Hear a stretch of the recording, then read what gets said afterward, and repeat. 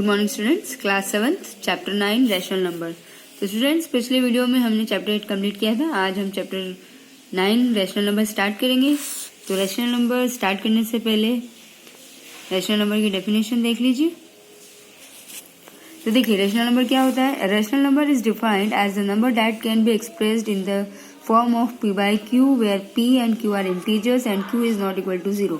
तो एक rational number वो नंबर होते हैं जिनको हम p by q के फॉर्म में एक्सप्रेस कर सकते हैं। p मतलब न्यूमरेटर और q मतलब डिनोमिनेटर, और इसमें q 0 नहीं होता है या डिनोमिनेटर में कभी भी 0 नहीं आएगा। टाइप्स ऑफ रैशनल नंबर में पॉजिटिव रैशनल नंबर होते हैं। जो भी रैशनल नंबर होते हैं वो पॉजिटिव वैल्यूज होती है। नेगेटिव रैशनल नंबर होते हैं, इसमें नेगेटिव वैल्यूज भी होती है। Fraction and rational number. Fraction और रैशनल नंबर में यहाँ पर देखिए, जैसे ये 3/8, 4/11, 4/9, 3/5 ये सब फ्रैक्शन है, और इनको p by q के फॉर्म में अगर आप कंपेयर करें तो p में जो भी न्यूमरेटर की वैल्यू है वो सब p की वैल्यू है, और q के अंदर जो डिनोमिनेटर की वैल्यू है वो वैल्यूज है। इक्विवेलेंट रैशनल नंबर के बारे में तो आप जानते ही हो कि जैसे p by q कोई वैल्यू है, जैसे कि यहाँ पर -2/7 है, इसको आप आगे से आगे इसका मल्टीपल लिखते जाएंगे। जैसे 2 से मल्टीप्लाई किया, फिर 3 से मल्टीप्लाई किया, फिर 4 से मल्टीप्लाई किया, इस तरह से इसके आगे का जो मल्टीप्लिकेशन होगा या आगे का वो इक्विवेलेंट फ्रैक्शन होगा। Okay, the NCERT folder exercise 9.1 question number 1, list 5 rational number between. अब हमें 5 रैशनल नंबर निकालने हैं।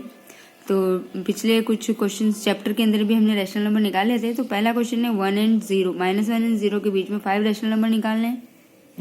तो देखिए, यहाँ पर a हमने ले लिया -1 एंड b हमने ले लिया 0। अब आपकी इस वैल्यू के बीच के रैशनल नंबर निकालने हैं। तो रैशनल नंबर निकालने के लिए फॉर्मूला होता है -1 and 0। -1 और 0 के बीच में रैशनल नंबर निकालेंगे तो फॉर्मूला है a + b/2। a की जगह पर -1 ले लेंगे, b की जगह पर 0 ले लेंगे। तो फर्स्ट रैशनल नंबर -1/2, यहाँ पर जो डिवाइड में 2 था उसको बाहर लिख लिया और ब्रैकेट में a + b मतलब -1 + 0। -1 में 0 प्लस होगा तो 1 ही आएगा। -1 का 1 में मल्टीप्लाई करेंगे तो -1/2। तो फर्स्ट रैशनल नंबर निकला -1/2। अब a की वैल्यू -1/2 ले लेंगे और b की वैल्यू इन दोनों में से आप कोई सी भी ले सकते हो, तो मैंने 0 ले लिए। अब वही फॉर्मूला यूज करेंगे, 1/2 a + b/2 मतलब a + b/2। तो ये 1/2 तो बाहर है, तो a + b। यहाँ पर इन 0 प्लस करते तो कोई चेंज नहीं होता है, तो -1/2 का 1/2 में मल्टीप्लाई करेंगे तो आएगा -1/4। अब a की जगह -1/4 हो जाएगा और b की जगह 0 ले लेंगे। मतलब जो भी आपका फर्स्ट रैशनल नंबर से आंसर आता जाएगा उसको a वैल्यू आपको माननी पड़ेगी, और b आप ऊपर वाली वैल्यू में से कोई सी भी वैल्यू ले सकते हैं। प्लस करेंगे, फिर यहाँ पर 0 प्लस करेंगे तो कोई चेंज नहीं होगा, तो मल्टीप्लाई करके -1/8। इसी तरह से -1/8 a ले लेंगे, b 0 लेंगे। यहाँ पर आ जाएगा 1/2 × -1/8 -1/16। फिर a = -1/16 और b = 0। फिर यहाँ फॉर्मूले में पुटअप करेंगे तो आंसर आ जाएगा -1/32। इस तरह से 5 रैशनल नंबर आ जाएंगे, -1/2, -1/4, -1/8, -1/16, -1/32। अब इसी पैटर्न में थर्ड पार्ट देख लीजिए, -4/5 एंड -2/3। तो देखो, यहाँ पर कोई फ्रैक्शन की वैल्यू नहीं थी, इसलिए हमने ये फॉर्मूला यूज करके ये क्वेश्चन सॉल्व किया था। लेकिन यहाँ पर ये रैशनल नंबर है तो इसमें हम डायरेक्टली भी सॉल्व कर सकते हैं। जैसे डिनोमिनेटर में पहले अगर डिनोमिनेटर डिफरेंट है तो आप एलसीएम लोगे, 5 और 3 का एलसीएम लेंगे तो 15। अब 5 की टेबल में 15 3 बार आता है तो इसमें 3 का मल्टीप्लाई किया तो आया -12/15। 3 में 5 बार आता है तो 5 का मल्टीप्लाई किया तो आया -10/15। अब यहाँ देखिए, -12 और -10 इनके बीच में तो एक ही वैल्यू आती है, तो हम क्या करेंगे 10 का मल्टीप्लाई कर लेंगे। और अगर हमको 5 रैशनल नंबर निकालना है तो आप इसमें 5 का मल्टीप्लाई भी कर सकते हो। तो मैंने 10 का मल्टीप्लाई कर लिया तो आया -120/150 और -100/150। अब -120 से -100 के बीच में आप कोई से भी 5 वैल्यूज लिख सकते हैं, -119, -118 से लेके -101 तक। ठीक है। क्वेश्चन नंबर 2 है, right 4 more rational number in the following patterns. इस पैटर्न के इसके आगे के और 4 रैशनल नंबर्स लिखने हैं। तो देखिए, यहाँ पर -3/5, -6/10, -9/15, -12/20 आपको देखने से समझ में आ रहा होगा कि 3 की यहाँ पर आगे टेबल लिखी हुई है और 5 की यहाँ पर आगे टेबल लिखी है। इसके और आगे के 4 लिखने तो हम इसी के आगे टेबल लिख देंगे। तो देखिए, यहाँ पर क्वेश्चन में था, हमने आगे का टेबल लिया तो 3 5 जा 15, 5 5 जा 25, 3 6 जा -18 और 5 6 जा 30, 3 7 जा 21, 5 7 जा 35, 3 8 जा 24, 5 8 जा 40। इसी तरह से इसका अगला पार्ट -2/3 था, इस माइनस को नीचे डिनोमिनेटर में लेके आए तो ये 2/-3 हो गया। अगेन इसको लिखा 4/6, 2 को 2 बार मल्टीप्लाई किया, 3 को 3 बार किया, 2 को 3 बार किया, 3 को 3 बार किया, 2 को 4 बार किया, 3 को 4 बार किया, 2 को 5 बार किया, 3 को 5 बार किया। मतलब ये आपका जो फर्स्ट वैल्यू होगी इसी का आपको आगे मल्टीप्लीकेशन करके इक्विवेलेंट फ्रैक्शन लिखना है या आगे की 4 रैशनल नंबर लिखना है। अब क्वेश्चन नंबर 3 में भी give 4 rational number equivalent fraction लिखने हैं, तो देख लेते हैं कैसे। तो देखिए इक्विवेलेंट फ्रैक्शन निकालेंगे तो आगे 2 का मल्टीप्लाई करेंगे तो 4, 7 में करेंगे तो 14, इसमें 3 का करेंगे तो 6, इसमें करेंगे 21, 4 का करेंगे तो 8, इसमें हो जाएगा 28, 5 का करेंगे तो 2 5 जा 10 और 7 5 जा 35। इसी तरह से 4 में करेंगे 2 का तो 8, 9 2 जा 18, 4 3 जा 12, 9 3 जा 27, 4 4 जा 16, 9 4 जा 36, 4 5 जा 20, 9 5 जा 45। क्वेश्चन नंबर 4 में आपको नंबर लाइन बनानी है और उस रैशनल नंबर को रिप्रेजेंट भी करना है। तो देखते हैं। तो देखिए यहाँ पर 3/4 है, 3/4 मतलब ये 1 से भी छोटा है और पॉजिटिव वैल्यू है, तो 0 से 1 के बीच में बनेगा। अब डिनोमिनेटर में 4 है तो 0 से लेके 1 के बीच में आपको 4 पार्ट बनाने पड़ेंगे। तो देखो 1 2 3 और ये 4, हमने डिनोमिनेटर में 4 था तो यहाँ लिख दिया 1/4, 2/4, 3/4 और 4/4, लेकिन हमारा न्यूमिनेटर में 3 था तो 3/4, 0 से लेके 3/4 पर टिक कर लिया, ये आपकी नंबर लाइन हो गई। दूसरी थी -5/8, माइनस की टर्म है तो 0 के लेफ्ट साइड में बनेगी।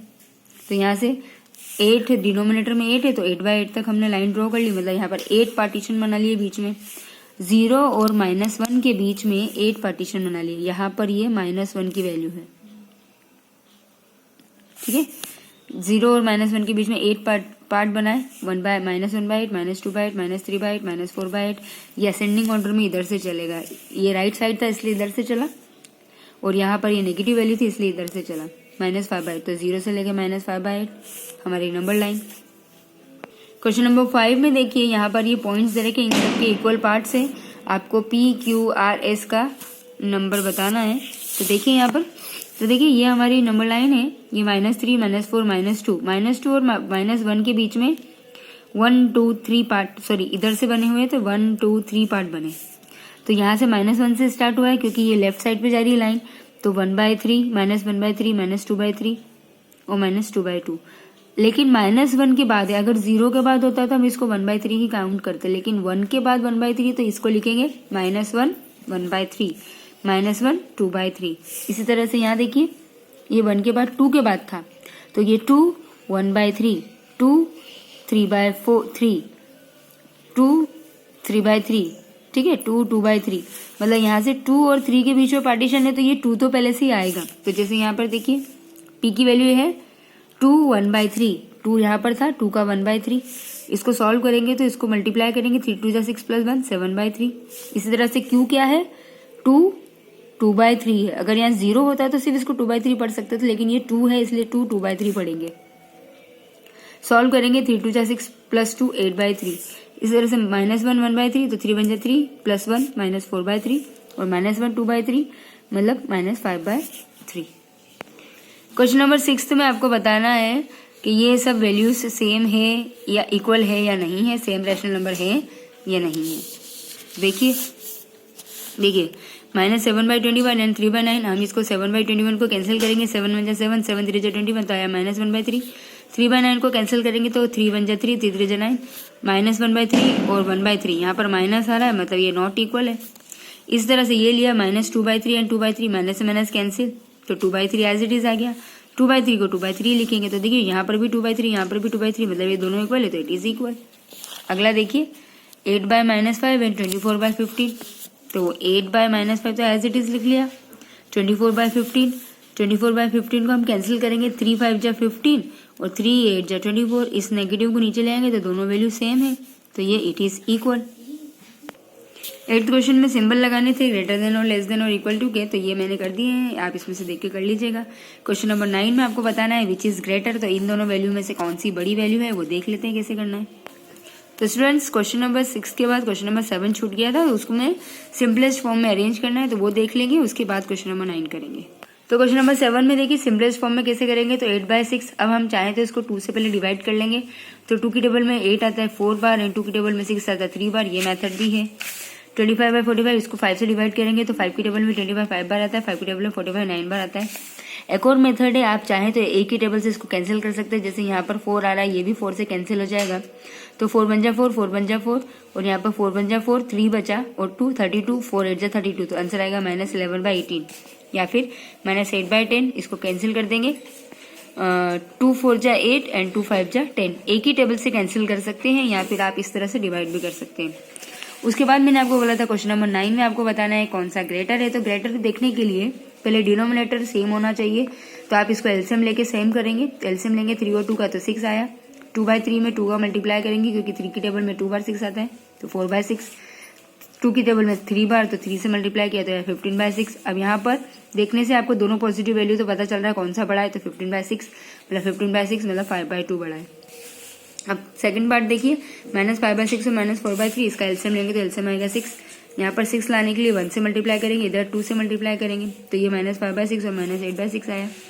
अब यहाँ पर ध्यान रखिएगा कि नेगेटिव की वैल्यू जो छोटी होती है वही बड़ी होती है और जो बड़ी वैल्यू होती है वो छोटी होती है। तो यहाँ पर -5 -8 से बड़ा है तो आंसर क्या आएगा, -5/8 इज ग्रेटर देन -8/6। ठीक है। उसके बाद 3/4 और 2/3, तो 4 और 3 का एलसीएम लेंगे तो 12। 4 की टेबल में 12 3 बार तो 3 से मल्टीप्लाई किया और 3 की टेबल में 4 बार तो 4 से मल्टीप्लाई करेंगे। 9/8 9/12 और 8/12। यहाँ से हमको पता है कि जो छोटी वैल्यू है वही बड़ी है क्योंकि नेगेटिव टर्म है तो 8/12 बड़ा है 9/12 से। उसी तरह से ये वाला, अब यहाँ -1/4 और +1/4 तो इसको देख के पता चल रहा है +1/4 बड़ा है। इसको भी पहले प्रॉपर सॉल्व कर लिया, इम्प्रॉपर फॉर्म में लिया है, फिर एलसीएम लिया। एलसीएम लेके सेम डिनोमिनेटर लेके आया, उससे देखने से पता चला 115 माइनस की टर्म है तो ये छोटी वैल्यू बड़ी है और ये किसकी वैल्यू है वो लिख दिया हमने यहाँ पर। क्वेश्चन नंबर 10 में आपको असेंडिंग ऑर्डर में अरेंज करना है। तो देख लेते हैं क्वेश्चन नंबर 10 कैसे करना है। तो क्वेश्चन नंबर 10 का फर्स्ट पार्ट है -3/5 -2/5 -1/5। देखो डिनोमिनेटर सेम है तो हमें पता है जो सबसे बड़ी वैल्यू है वही सबसे छोटी है। तो असेंडिंग ऑर्डर में -3/5 -2/5 -1/5 ये असेंडिंग ऑर्डर है, सबसे छोटा फिर बड़ा फिर सबसे बड़ा। सेकंड क्वेश्चन में देखिए यहाँ पर सब डिनोमिनेटर डिफरेंट है तो पहले एलसीएम लेंगे इनका तो सबका 9 आएगा। 1/3 को डिवाइड में 9 लाने के लिए 3 से मल्टीप्लाई किया।